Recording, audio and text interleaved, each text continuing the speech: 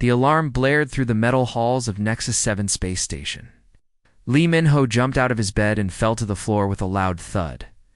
His roommate, a tall blue alien with 4 arms, looked at him and shook his head. "Humans," the alien muttered. "So clumsy?" Min-ho got up and rubbed his sore knee.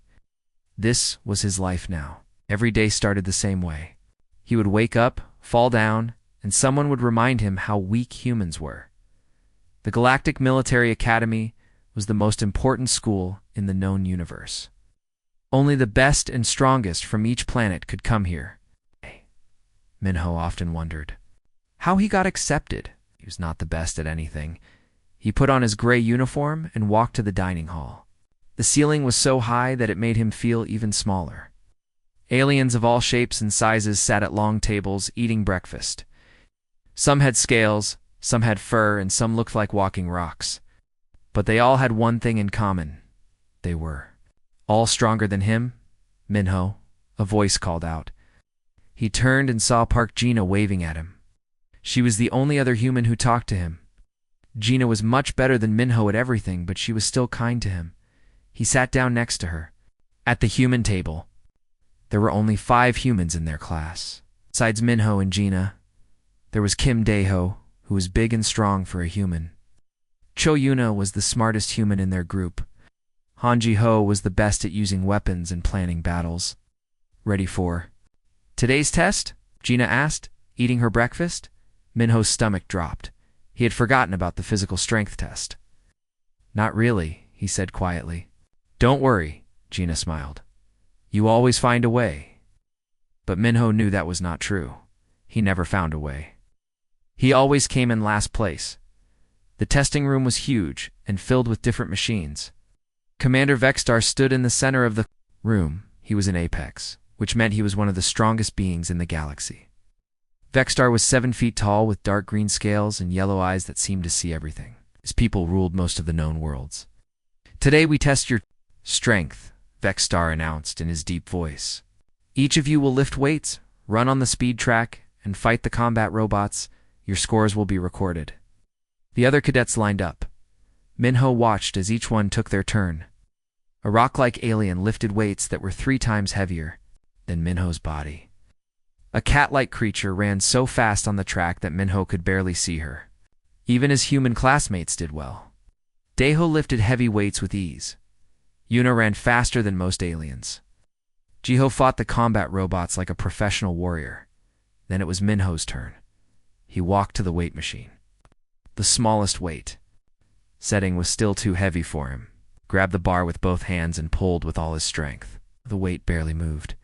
He tried again, his face turning red from effort.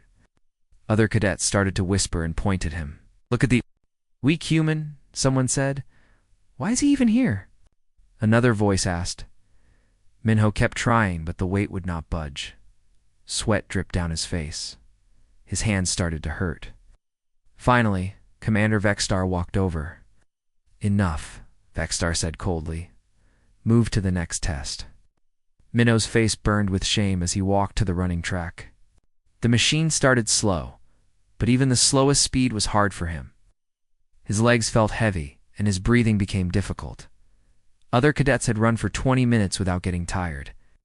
Min-ho lasted only 3 minutes before he had to stop. It's pathetic. Vexstar wrote something on his datapad. The worst part was the combat test. The robot was set to the easiest level, but it was still too much for Min-ho. The robot moved fast and hit hard. Min-ho tried to dodge and fight back, but he was too slow and too weak. The robot knocked him down again and again. Ow. Finally, the robot stopped when the safety system activated because Min-ho was too hurt to continue. Min-ho lay on the floor breathing hard. His whole body ached. He could hear the other cadets talking about him. "This is embarrassing," Dae-ho said to the other humans. "He makes us all look bad." "I don't understand why they let him in," Yuna added. Commander Vexstar walked over to where Min-ho was still lying on the ground. His yellow eyes looked down at the small human with disgust. Cadet Lee Min-ho Vexstar's voice was loud enough for everyone to hear. "You have scored the lowest in every single test. You are weaker than the weakest alien child. You cannot lift, you cannot run, you cannot fight.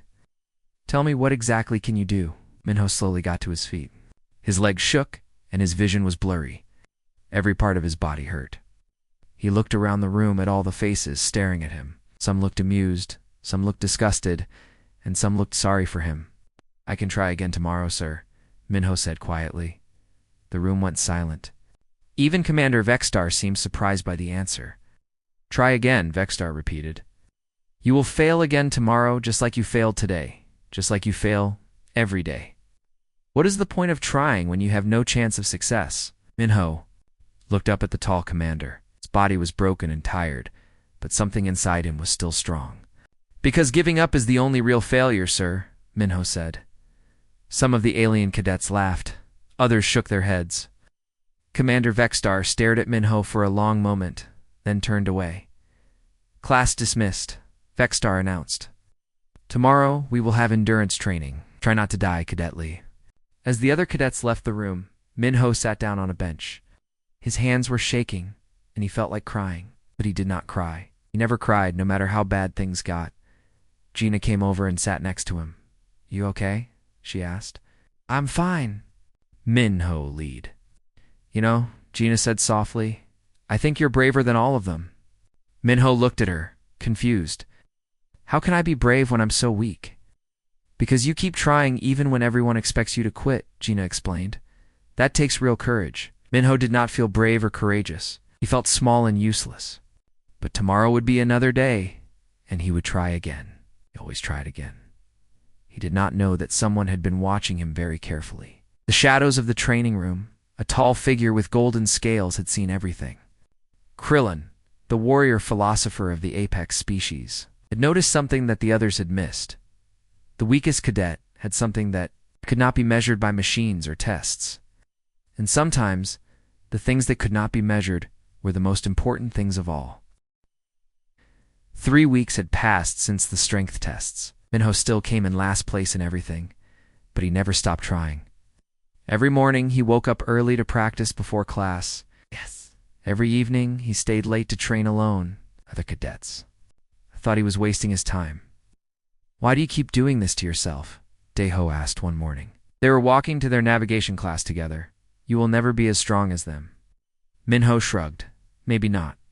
But I can get better then. I was yesterday."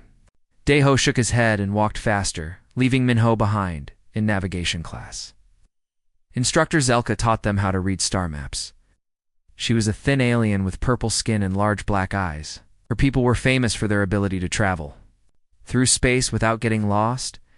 "Today you will work in pairs," Zelka announced. "You must find the quickest route from Nexus 7 to the Outer Rim. The pair with the best route wins extra points." Minho looked around the room. Everyone was already picking their partners. As usual, no one picked him. He sat alone at his desk, waiting. Cadet Lee Zelka called out, "You will work with Cadet Thrix." Thrix was a large alien that looked like a walking tree. His people were very smart, but also very proud. Thrix made a sound that Minho understood meant annoyance. "Great," Thrix muttered. "I get the weak human." They worked on the star map for an hour. Thrix ignored most of Minho's suggestions and did the work himself when they turned in their route. Thrix made sure everyone knew he had done all the work. But something strange happened when Instructor Zelka checked their work. "Interesting," she said, looking at their map. "Cadet Thrix, this route avoids the Gamma Nebula completely. Is the standard safe path. But Cadet Lee wrote a note here suggesting a shortcut through the nebula. Did you consider this option?" Thrix looked embarrassed. "The human's idea was stupid. The nebula is dangerous." Actually, Zelka smiled. "The nebula is only dangerous if you do not understand the weather patterns, but if you time it correctly, you can save 3 days of travel." It shows creative thinking. Minho felt a small spark of pride, but it did not last long. Thrix was angry that a human had shown him something he did not know. 2 days later, disaster struck. The cadets were doing a routine training exercise in Section C of the space station. It was supposed to be simple practice with emergency equipment, but something went wrong with the station's artificial gravity system. A loud crash echoed through the halls. The lights went out. Emergency sirens started blaring. Then came the voice over the communication system. Code Red. Section C has collapsed. Several cadets are trapped. All available rescue teams report immediately. Minho was in Section B when it happened. He ran toward Section C with everyone else. When they arrived, they saw a terrible sight. Part of the station's wall had caved in. Pieces of metal and broken pipes blocked the entrance. Smoke filled the air. Commander Vexstar was already there with the rescue team. His yellow eyes looked angry and worried. "How many are trapped?" he asked a technician. 5 cadets, sir. Sensors show they are alive but stuck in the training room. "Who is trapped?" Vexstar demanded. The technician checked his screen. Deho, Yuna, Gornix, Zilth, and Krita. Minho's heart stopped. Deho and Yuna were trapped. Even though Deho was not always nice to him, they were still humans from the same planet. And Yuna was one of the smartest people he knew. "The rescue team will need 4 hours to cut through this debris," the technician reported. "The air in that room will only last 2 hours. Then we need to find another way," Vexstar said. An Apex soldier stepped forward. "Sir, there is a maintenance tunnel that leads to that section. But it is very narrow and unstable. It could collapse at any time." "How narrow?" Vexstar asked. "Only a small being could fit through it, and it would be extremely dangerous." Vexstar looked at the smaller cadets. Most of them looked scared. The tunnel sounded like a death trap. "I'll go," Minho said quietly. Everyone turned to look at him. Some aliens laughed. "You," Vexstar said. "You cannot even lift a basic weight. How do you expect to perform a rescue mission?" "I'm small enough to fit in the tunnel," Minho explained. "And someone has to try." "This is serious, human." Vexstar's voice was cold. "This is not a place for heroes. People could die." "People will die if no one tries," Minho replied. Before Vexstar could say no, Gina stepped forward. "He's right, sir. Minho is the only one small enough to fit. And..." She paused. "He's good at understanding people. If anyone can help them stay calm in there, it's him." Vexstar stared at Minho for a long moment. Finally, he nodded. "Fine, but you will have communication equipment. Do exactly what we tell you." To do the maintenance tunnel was even worse than Minho had imagined. It was dark, narrow, and filled with sharp metal edges. He had to crawl on his hands and knees. The tunnel was so small that his shoulders touched both sides. Ow. Every few feet, he heard creaking sounds that made him think the tunnel might collapse. "Minho, can you hear me?" Vexstar's voice came through his earpiece. "Yes, sir. I'm about halfway." "There. Good. When you reach them, do not try to be a hero. Just assess the situation and report back." After 20 minutes of crawling, Minho saw light ahead. He reached the end of the tunnel and looked into the training room. What he saw made his heart sink. The room was filled with smoke. Pieces of the ceiling had fallen down. Deho was sitting against a wall, holding his arm. It looked broken. Yuna was trying to help him, but she looked scared. The 3 alien cadets were in the corner, and one of them was making panic sounds. "Help," Minho called out. "I'm here to get you out." Deho looked up in surprise. "Minho, what are you doing here?" "Rescue mission," Minho said, crawling into the room. "Are you okay?" "My arm is broken, but I'll live," Deho said. "But Krita is having a panic attack. Her species cannot handle enclosed spaces when they are scared." Minho looked at Krita. She was a bird-like alien who was shaking and making high-pitched sounds.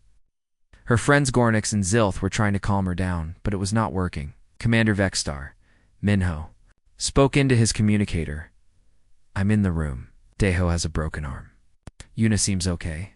But one of the aliens is having a panic attack. Can you get them through the tunnel?" Vexstar asked. Minho looked at the tunnel entrance, then at the trapped cadets. Deho was too big and hurt. The aliens were too scared.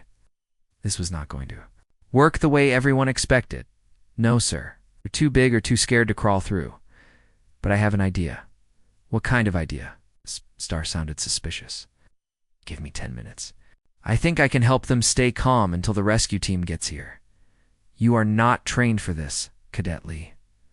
"No, sir, but I know people." Minho walked over to Krita. She was breathing very fast and her eyes were wide with fear. Gornix and Zilth looked helpless. Krita, Minho said softly. Can you hear me? She looked at him but kept making panic sounds. I know you're scared, Minho continued. This place is small and dark, and that feels wrong to your people. You need open sky and wind, right? Krita nodded slightly. Okay. Close your eyes, Minho said. I want you to imagine something for me. Can you do that? She closed her eyes. Imagine you're flying over your home planet. The sky is blue and endless. There are no walls, no ceiling, just open space everywhere. Can you feel the wind under your wings? Krita's breathing started to slow down. Good, now imagine your family's flying with you. You're safe. You're free. The wind is carrying you higher and higher. As Minho talked, Krita became calmer. Her panic sounds stopped. Soon she was breathing normally. Gornix stared at Minho in amazement. How did you do that? We tried everything. Tried to tell her the room was safe, Minho explained. But her brain knew it was not safe. So I gave her brain somewhere else to be. For the next hour, Minho kept all 5 cadets calm, told. Daeho jokes to distract him from the pain. He asked Yuna to explain math problems to keep her mind busy. He helped the aliens stay relaxed by understanding what each of them needed to hear. When the rescue team finally broke through, they found all 5 cadets sitting peacefully. Daeho's arm was properly bandaged using strips from Minho's uniform. The aliens were no longer scared. Even Yuna looked impressed. How? Commander Vexstar asked when he saw them. Minho kept us calm, Yuna explained. He understood what each of us needed better than we did. As they carried Daeho to the medical bay, he grabbed Minho's sleeve. Thank you, Daeho said quietly. I was wrong about you. You might not be strong, but you're not weak either. Later that evening, Minho sat alone in his room. His body was covered in cuts and bruises from crawling through the tunnel. But he felt different inside. For the first time since coming to the academy, he had done something that mattered. He did not know that Krillin had watched the entire rescue through the security cameras. The warrior philosopher of the apex species had seen something remarkable. The weakest cadet had shown a strength that could not be measured by any test. The strength to understand others, the strength to help them find courage when they had lost. The strength to lead without giving orders. Krillin made a note in his private files.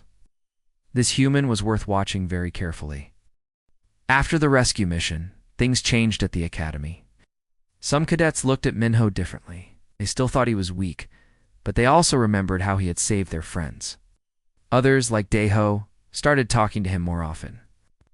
Never said thank you properly, Daeho said one morning over breakfast. What you did in that room?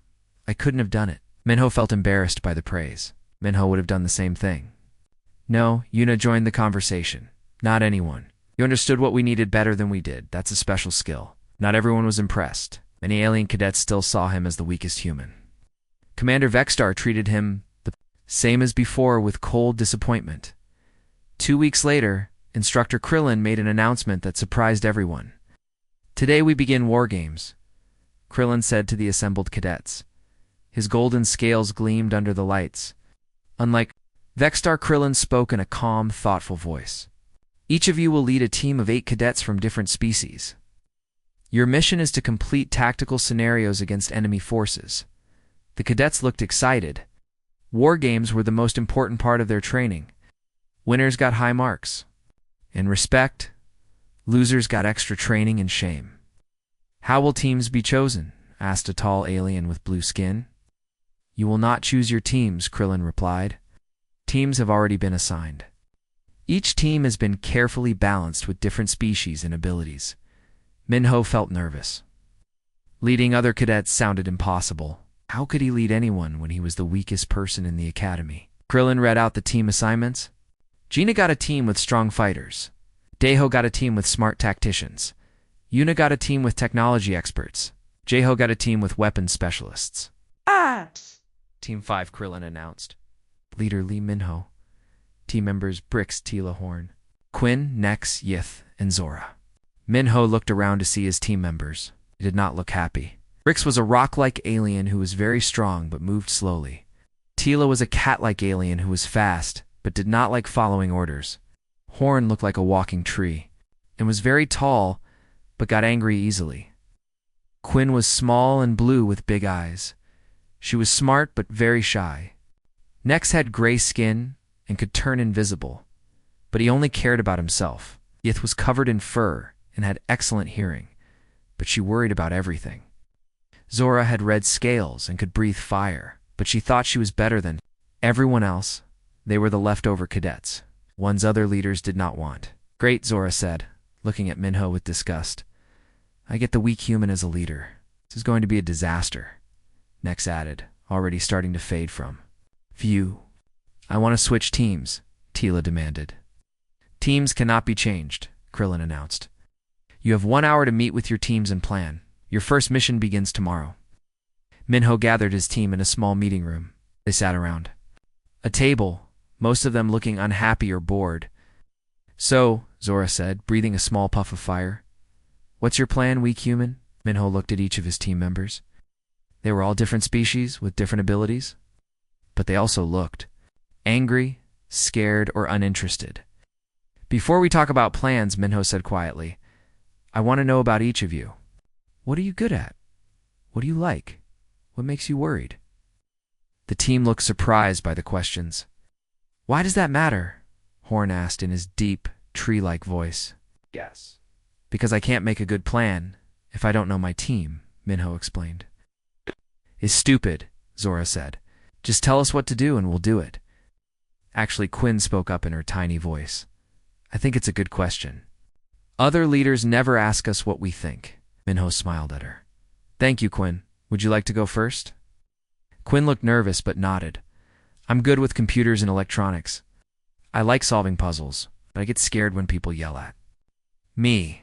That's really helpful to know, Minho said. What about you, Brix? Brix, the rock-like alien, seemed surprised to be asked. I can lift heavy things and I'm hard to hurt. I like building things with my hands, but I move too slow for most battles. One by one, each team member shared something about themselves. Minho listened carefully and asked questions. He learned that Tila was fast and good at scouting, but she had been in trouble before for not following orders. Horn was strong and smart, but other leaders made him angry by treating him like he was stupid. Nex could turn invisible and was good at sneaking, but he felt like no one trusted him. Yith had amazing hearing and could detect enemies from far away, but she worried that she would make mistakes. Zora could breathe fire and was good at fighting, but she was angry because other leaders only saw her as a weapon. Okay? Minho said, after everyone had shared. Now I understand. Here's what I think. We're not the strongest team or the smartest team, but we might be the most interesting team. What do you mean? Tila asked. Every other team has the same kinds of abilities, Minho explained. Strong fighters, smart planners, fast runners. But we have things they don't have. Quinn can hack into enemy systems. Rix can break through walls. Horn can carry heavy equipment. Nex can scout without being seen. Yith can hear enemies coming before anyone else. Tila can get in and out of places quickly. Zora can create distractions. With fire, and what can you do? Zora asked with a challenging look. Minho thought for a moment. I can listen to all of you and help you work together. Some of the team members looked doubtful, but others seemed interested. The next day, the war games began. The first scenario was simple. Each team had to capture a flag from an enemy base. While defending their own flag, Minho watched as the other human teams tried to lead their aliens. Gina gave clear orders, but her team members argued about who should do what. Deho tried to be tough and commanding, but his aliens did not respect him because he was smaller than them. Yuna made detailed plans, but her team got confused by all the instructions. Jiho focused on weapons and tactics, but ignored what his team members were actually good at. What's our plan? Brix asked Minho. Let's use our advantages, Minho, said Yith. Can you listen for where the enemy teams are? Yith closed her eyes and focused her large ears. I hear 3 teams moving toward the center. One team is going around the left side. One team is staying back to guard their flag. Perfect. Nex, can you turn invisible and scout the team that's guarding their flag? Nex nodded and disappeared. 10 minutes later, he returned with information about the enemy defenses. Minho continued. Can you hack into their communication system and create confusion? Quinn's big eyes lit up. I can make it so they hear. False orders from their leader. Excellent. Here's what we'll do. Minho's plan was not like the other team's plans. Instead of charging forward with strength or trying to outsmart the enemy with complicated tactics, he used each team member's special abilities in ways that surprised everyone. Quinn hacked the enemy communications and sent false messages. Nex turned invisible and moved their flag to a new location. Yith listened for enemy movements and warned the team when to hide. Tila ran messages between team members without being caught. Bricks created a fake wall that hid their real flag.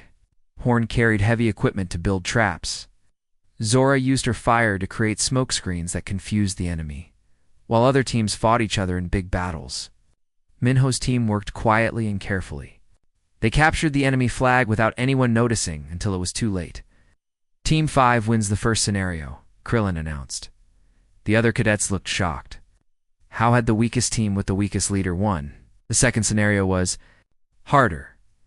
Teams had to rescue hostages from a heavily defended building. Most teams tried to fight their way in with force, but Minho had a different idea. Nex, can you get inside without being seen? He asked. Of course, Nex replied. He was starting to like being useful. Good. But instead of trying to rescue the hostages yourself, I want you to do something else. ...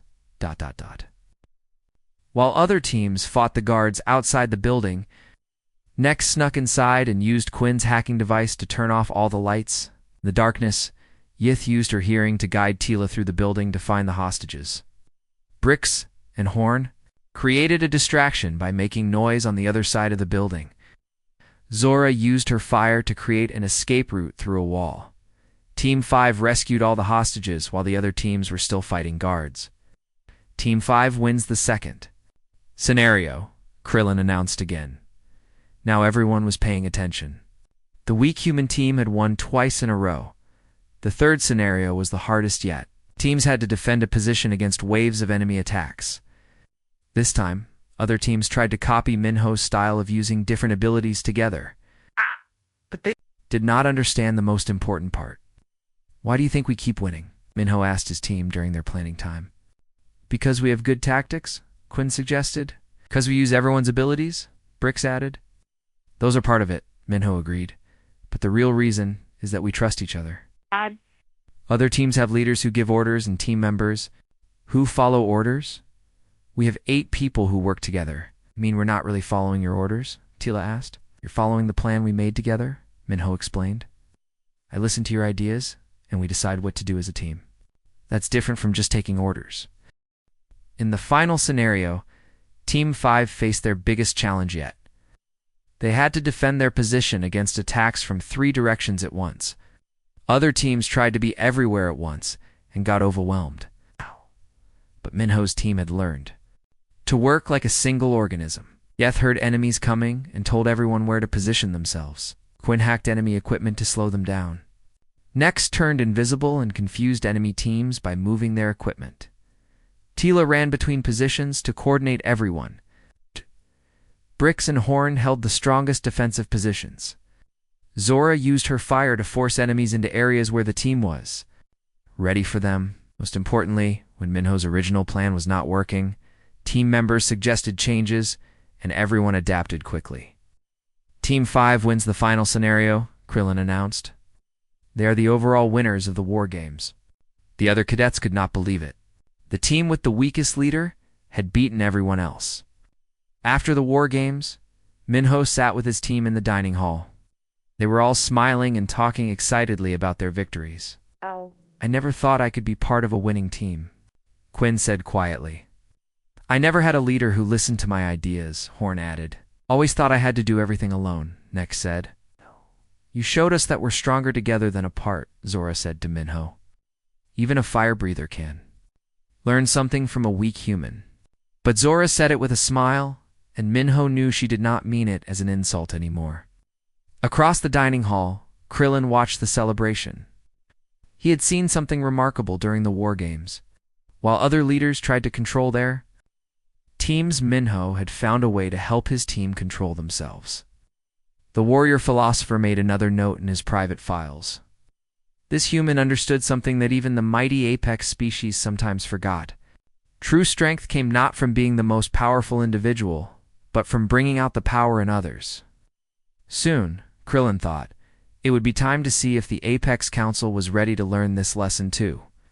After the War Games, life at the Academy became strange for Minho. Other cadets who had never spoken to him before started asking for his advice. Even some aliens came to him with problems about their teams or training. "How did you know Quinn would be good with computers?"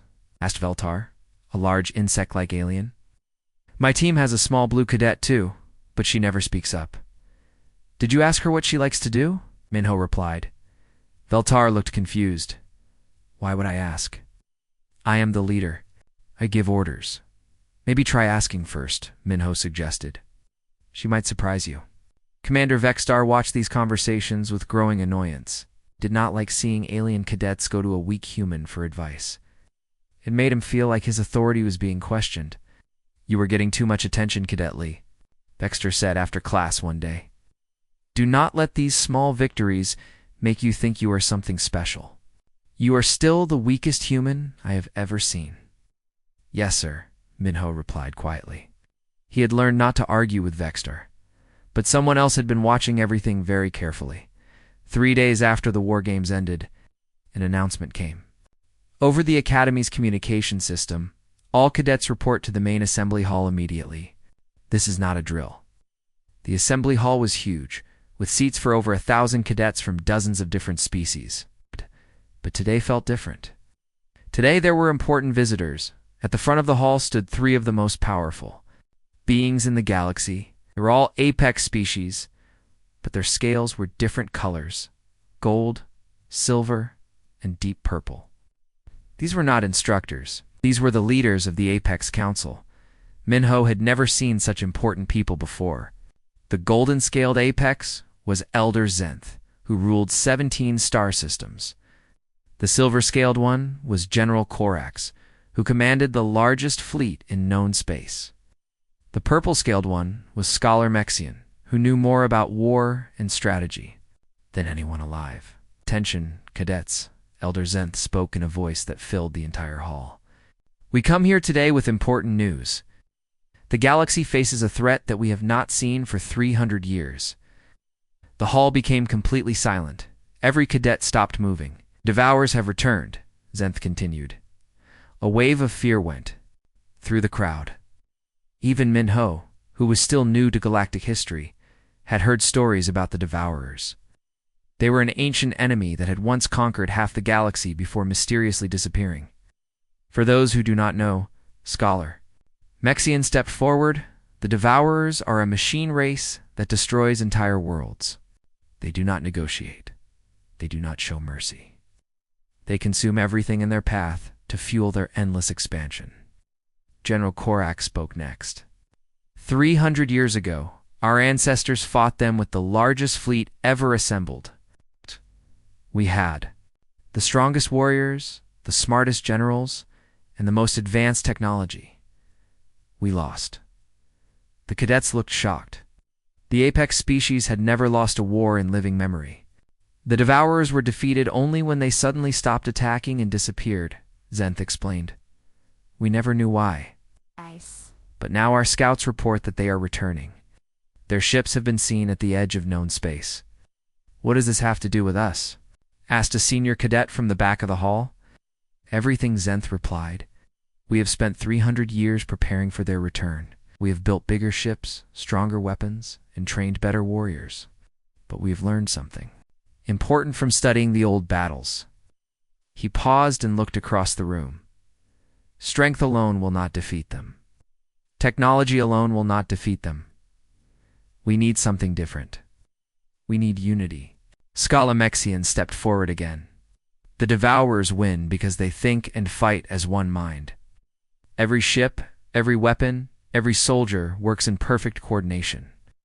Our ancestors lost because each species fought in their own way, with their own plans, following their own leaders. To defeat the Devourers," General Corax added, We need all the species of the galaxy to work together like they never have before. We need someone who can unite them.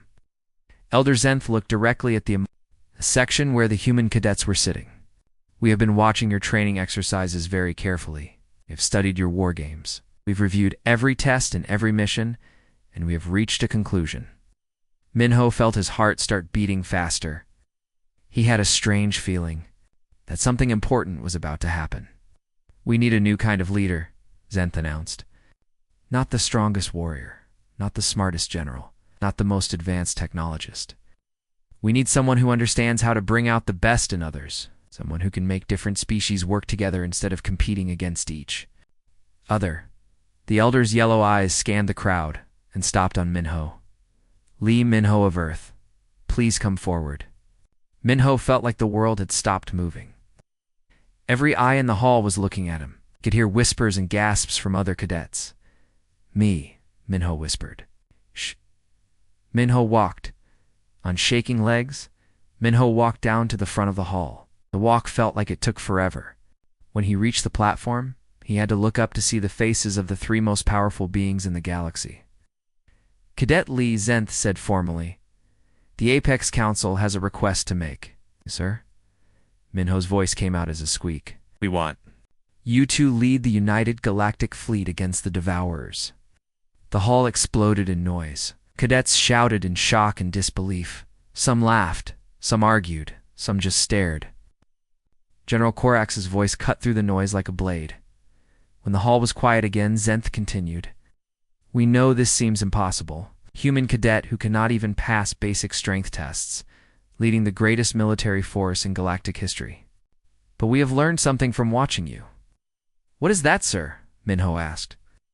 "True leadership is not about being the strongest person in the room," Scholar Mexian explained.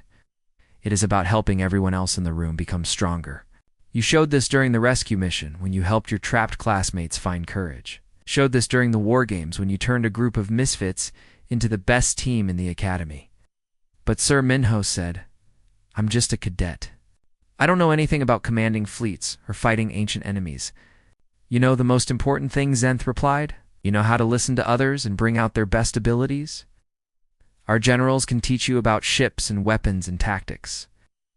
But no one can teach what you already have." General Corax stepped forward and did something that shocked everyone in the hall. The mighty Apex warrior knelt down and held out a sword with a golden blade. "This is the Blade of Unity," Corax said. "It has been carried by only 12 leaders in galactic history. Each one united the galaxy in times of great danger. We offer it to you." Minho stared at the sword. It was beautiful and terrible at the same time. He could feel the weight of history in it. "I don't understand," Minho said. Me. "There are so many people better than me. Smarter, stronger, more experienced." "Because," Elder Zenth said softly, "you are the only person who does not want the power for yourself. You want to use it to help others. That is why you are the right choice." Commander Vexstar stepped forward from where he had been standing. With the other instructors, his face looked angry and confused. "Elders, surely you cannot be serious," Vexstar protested. "This human is the weakest cadet in the academy, fails every physical test, cannot even." Vexstar Zenth's voice became cold. "You have been watching this cadet for months. Tell me, has he ever given up?" "No, but has he ever failed to help a fellow cadet in need?" "No, but has he ever put his own glory ahead of his team's success?" Vexstar was quiet for a moment. "No. Then you understand why we have made this choice." Zenth turned back to Minho. "We do not need your answer today. This is not a decision to make quickly. Take time to think. Talk to your friends. Talk to your instructors. But know this, the galaxy will need an answer soon." "How long do we have?" Minho asked. Scala Mexian checked a device on her wrist. "Our scouts report that the Devourer fleet will reach the outer colonies in 6 months. If we are going to stop them, we need to begin preparations immediately." 6 months, Minho repeated quietly. 6 months to unite more species than have ever worked together before, General Corax added. 6 months to create a battle plan that can defeat an enemy that has never been truly beaten. 6 months to prepare for a war that will decide the fate of every living being in the galaxy. The 3 Apex leaders began to leave the stage. But Elder Zenth stopped and looked back at Minho one more time. Do not let fear make this decision for you, young human. The greatest leaders in history were not born great. They became great when they chose to serve something bigger than themselves. After the leaders left, the hall remained silent for a long moment. Then, slowly, cadets began to file out. Many stopped to stare at Minho as they passed. Some looked amazed. Some looked doubtful. Some looked scared. Yana, Deho, Yuna, and Jiho came down to where Minho was still standing. Sujina said with a shaky smile, "How does it feel to be offered command of the galaxy?" Minho looked at his friends, then at the sword that still lay on the platform where General Korax had placed it. "Terrifying," he said honestly. And somewhere in the back of the hall, Instructor Krillin watched the young human with quiet satisfaction. The warrior philosopher had seen something in Minho from the beginning. Now the Apex Council had seen it too. The question was, would Minho see it in himself? 3 days passed after the Apex Council's announcement. Minho barely slept, kept thinking about the offer to lead the galactic fleet. How could someone who could not even lift weights lead millions of soldiers? "You've been quiet," Gina said. "During breakfast? Still thinking about the Council's offer?" "I can't stop thinking about it," Minho replied. "What if I say yes and everyone dies because of my mistakes?" "What if you say no and everyone dies anyway?" Deho asked. He had been more supportive since the rescue mission. "At least if you try, there's a chance." That afternoon, Minho sat alone in the Academy's observation deck, looking out at the stars. He thought about his team from the war games: Brix, Tila, Horn, Quinn, Nex, Yith, and Zora. They had trusted him when no one else would. But leading 8 cadets was different from leading the entire galaxy. "Having second thoughts?" a familiar voice asked. Minho turned to see Instructor Krillin approaching. The golden-scaled Apex sat down beside him, more like third and fourth. "Thoughts?" Minho admitted. "Good," Krillin said. "As anyone who wants this job should not have it. As anyone who fears it might be worthy of it. But what if I'm not strong enough?" Krillin was quiet for a moment. "Tell me, what do you think strength is? Being able to fight. Being able to lift heavy things. Being smart enough to solve problems. Those are useful abilities, Krillin." "Agreed, but they are not strength." "Do you know what my people's greatest weakness is?" Minho shook his head. "We believe that being strong means being better than others. We think that being powerful means others must be powerless. That is why we always lose to the Devourers. They are united. We are divided. You rule most of the galaxy. We rule through fear and strength," Krillin explained. "That works against enemies who are weaker than us. But the Devourers are not weaker. They work together perfectly because they think with one mind. To defeat them, we need something they do not have." "What's that?" "The ability to make others want to work together. Not because they have to, but because they choose to. That is what you did with your team. That is real strength." 2 days later, Minho made his decision. He found Elder Zenth in the Academy's council chamber. The ancient Apex leader was studying battle reports from the outer colonies. "I'll do it," Minho said simply. Zenth looked up from his datapad. "Are you certain?" "No," Minho admitted. "But I'm certain that someone has to try. And if you think I can help, then I'll try my best." "Good. Then we begin immediately." The next 6 months passed in a blur of activity. Minho was no longer a cadet. He was given the title of Fleet Commander and moved to the galaxy's military. Headquarters on Nexus Prime? The job was harder than anything he had ever imagined. Representatives from hundreds of different species came to argue about ship designs, battle tactics, and command structures. Many of them did not want to take orders from a young human. "This is ridiculous," declared Admiral Quartz, a powerful alien with metal skin. "My people have been fighting wars for 1,000 years. We will not follow a child who cannot even lift a weapon." "Then don't follow me," Minho replied calmly. "Lead your people the way you think is best. But help me understand what your people do better than anyone else." The Admiral looked confused. "What do you mean? Your species has metal skin, right? You're harder to hurt than most others? What if we put your ships in the front lines where they can take damage while other species attack from behind?" Admiral Quartz thought about this. That ... could work. But why would other species support us from behind instead of competing with us for glory? Because they know that without your protection, they can't do what they do best. And you know that. Without their special abilities, you can't win alone. Slowly, Admiral Quartz began to understand. This human was not trying to make him follow orders. He was trying to make everyone work together by using their strengths. This became Minho's method. With every species, he did not demand obedience. He listened to what each group was good at, what they were proud of, and what they feared. Then he found ways for them to help each other. The insect-like Zephyrians were excellent at repairing ships quickly. Minho paired them with the heavy-armored Quartzians, who could protect the repair crews during battles. The telepathic Mindari could communicate instantly across long distances. Minho made them the coordinators between different fleets. The energy-based luminoids could power weapons and shields. Minho had them work with species that had powerful weapons but limited energy sources. You're not commanding them, General Korax observed one day. You're conducting them, like a music conductor with an orchestra. Maybe that's what leadership really is, Minho replied. Helping everyone play their part so the whole song sounds beautiful. His human friends from the academy had also been promoted to help lead different parts of the fleet. Gina became the coordinator for supply lines. Deho led the training programs for mixed-species crews. Yuna designed the communication systems that let different species work together. Jiho developed new tactics that used each species' unique abilities. Even his old wargames team was there. Quinn had become the chief of electronic warfare.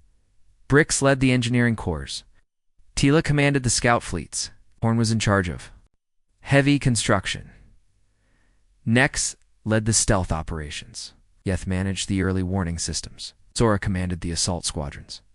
Look how far we've come, Zora said one evening as they prepared for the final battle. From the worst team in the academy to the command staff of the Galactic Fleet. We were never the worst team, Minho replied. We just needed someone to help us see how good we could be. The day finally came when the Devourer fleet reached the inner colonies. Long-range sensors showed thousands of massive black ships moving through space like a dark cloud. They consumed everything in their path, planets, moons, entire star systems, turning matter into energy to fuel their endless expansion. The United Galactic Fleet met them at the Kepler defense line, a region of space where several star systems formed natural choke points. It was the largest fleet in galactic history, over 10,000 ships from more than 200 different species. Fleet Commander Admiral Quartz's voice came over the communications. Enemy fleet detected. They outnumber us 3-1. Fleet. Status report, Minho requested calmly. All species report ready, Gina replied from the Supply Coordination Center. Logistics are green across all sectors. Communication networks active, Yuna added. All fleets can talk to each other in real time. Stealth units in position, Nex reported. Enemy doesn't know we're here yet. Early warning systems active, Yith confirmed. I can detect their movements from 12 light hours away. The battle began when the Devourer fleet entered the Kepler system. Just like 300 years ago, they moved in perfect formation. Each ship knowing exactly what every other ship was doing. But this time, they faced something different. All fleets, this is Fleet Commander Minho, he announced on the open channel. Remember, we're not trying to be stronger than them. We're trying to be smarter. Every species knows their job. Trust each other, support each other, make them face something they've never seen before. The Zephyrian repair ships stayed hidden behind asteroid fields while Quartzion heavy cruisers drew enemy fire. When the Quartzion ships were damaged, they fell back to the asteroids where Zephyrians fixed them, in minutes instead of hours. The Devourers, who were used to destroying damaged ships, suddenly found the same ships attacking them again and again. Luminoid energy. Ships powered massive weapons operated by species that were strong but had limited energy sources. The Devourers found themselves facing weapons more powerful than their sensors said should be possible. Mindari. Telepaths coordinated attacks across vast distances instantly.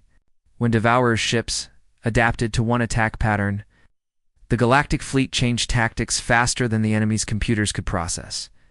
Nex's stealth ships appeared behind enemy lines and disappeared before the Devourers could respond. Tila's scouts provided information about enemy movements before the Devourers realized they had been detected. Brix's engineering teams built new defenses in real time as the battle progressed. "They're adapting to our individual tactics," Yuna reported, "but they can't adapt to all of them at once." Yes. "That's the point," Minho replied. "They think like one mind, so they can only focus on one problem at a time. We think like 200 different minds working together." The battle raged for 18 hours. The Devourers had never faced an enemy that could change tactics so quickly and smoothly. Every time they solved one problem, 3 new problems appeared. Every time they destroyed one type of ship, 5 other types moved in to take its place. Finally, their perfect coordination began to break down. Devourer ships started making mistakes. They fired on each other by accident. To defend against attacks that were not coming, they wasted energy on targets that were not real. "All fleets," Minho announced. "Final phase. Every species, everything you've got. Show them what the galaxy looks like when it works together." The final assault was beautiful and terrible. Hundreds of different species attacked in perfect harmony, each playing their part in a plan that no single mind could have created. The Devourers, who had conquered half the galaxy with their perfect unity, were defeated by something even more powerful: willing cooperation between different kinds of people. When the last Devourer ship was destroyed, the galaxy celebrated. But Minho felt no joy in the victory. Too many good people had died. Too many ships had been lost. "You did it," Elder Zenth said, when he found Minho sitting alone after the battle. "You united the galaxy and defeated an enemy we could never beat before?" "We did it," Minho corrected. "I just helped everyone see what they could do together." "That is what leadership means," Zenth replied. "Not commanding others, but helping them command themselves." Years later, when historians wrote about the Second Devourer War, they called it the victory of cooperation over domination. They said it proved that diversity was not a weakness to overcome, but a strength to celebrate. But Minho knew the real. The lesson was simpler than that. The weakest person in the room might not be weak at all. They might just be strong in a way that no one had noticed yet. And sometimes, the strength to help others be their best selves was the strongest power in the universe. Commander Vexstar, who had once called Minho the weakest cadet he had ever seen, now served as an instructor in the new Galactic Leadership Academy. On the first day of each term, he told new cadets the same story. There once was a human who could not lift weights or run fast or fight robots. But he could do something more important than all of those things. He could see the best in others and help them see it too. And that, cadets, is what real strength looks like. The galaxy had learned that being the weakest did not mean being worthless. Sometimes it meant being exactly what everyone needed.